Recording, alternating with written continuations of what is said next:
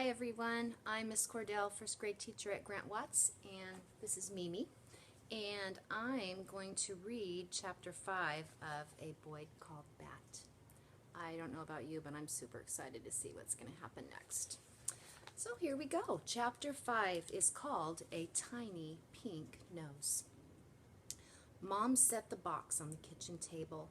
Is it sleeping? Bat asked, his voice a whisper. Probably, Mom said. Babies sleep most of the time.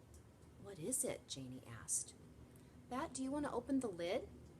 Bat didn't answer. He was too excited. Very carefully, he lifted the lid of the box and peered inside. Janie stood behind him, breathing on his ear. You're breathing on my ear, Bat said. Janie ignored him. It's just a bunch of rags, she said. Mom walked around to the far side of the round table and reached into the box. She scooped up the pile of material and sat down. Look. Bat watched as Mom shifted the towel in her arms. A nose peeked out, a tiny pink nose, and then two slanted, closed eyes, a forehead covered in downy fuzz, little ears curled tight against its head. Janie began. Is that a... It's a kit, Bat said, enchanted by the tiny creature, wanting so badly to hold it. A baby skunk. Oh, Mom, Janie said, I can't believe you brought home a skunk. I had to, Mom said, rubbing the skunk's little forehead with her thumb. He's an orphan. Uh-oh, breathed Janie. She leaned in closer, blocking Bat's view. How old is he? There's a picture.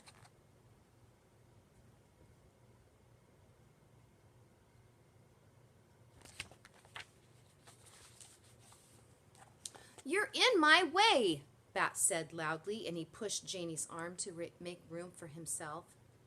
Bat, Mom said, you need to stay calm around the skunk kit, okay? You don't want to scare him. Bat did not want to scare the skunk kit. He wanted to hold the skunk kit, maybe even feed and care for the skunk kit. But his sister was standing in his way. Move, Janie, he hissed at her as quietly as he could hiss. Why don't you both sit down, Mom said. I'll tell you all about him. Janie plopped down into the chair on Mom's right, so Bat went around to her other side and sat in the chair on her left. He scooted the chair as close to Mom as he could. The kit was still tucked into the towel, only his little face visible. Eyes closed, he opened his mouth in a yawn, his tiny pink tongue arching out.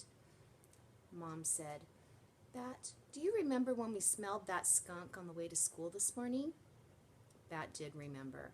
They had smelled it just after they'd pulled off their street, Plum Lane, and onto Anderson Road. He had smelled it, and Mom had smelled it too. Bat had craned his neck, looking out each window carefully. He'd seen lots of people on bicycles. They lived near a college, and students mostly rode bikes to class. And he'd seen other cars and some people on foot. It was the beginning of spring, but it was still cold, so he had seen lots of hats and scarves. He had seen an American flag on a flagpole in front of the post office. He'd seen a red bus. He'd seen a sign that read, Welcome to Quincy, a bike-friendly town. But he had not seen a skunk. Bat nodded. I remember, he said. Well, unfortunately, the skunk we smelled but didn't see was Mama's skunk. A car hit her, and a couple of college students brought her to my office in the basket of a bike. She was there waiting for me after I dropped you off at school, injured and very pregnant. Is she okay? Janie asked. I wish I could say she is, Mom answered. I wasn't able to save the mother or the other baby kits. Only this one lived.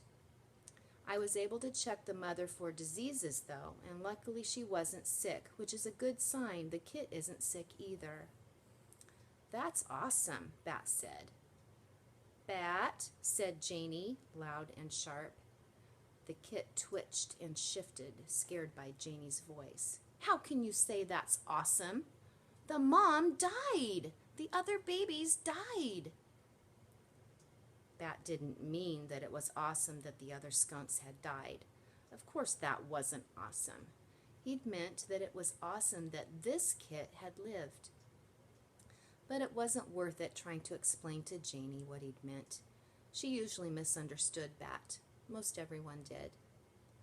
Can I? Bat reached out for the kit, wanting so badly to hold him that his fingers twitched. We can't keep him, Mom warned. There's a wild animal rescue center that we can give him to in about a month. But they're too busy to take him just yet. So we can help him get bigger and stronger before we hand him over to the experts. They'll raise him until he's ready to be released in the wild when he's about 5 months old. Then she passed the tiny kit wrapped in towels into Bat's arms. The kit was so small that Bat couldn't even tell he was in the towel, except for the tiny face that peeked out.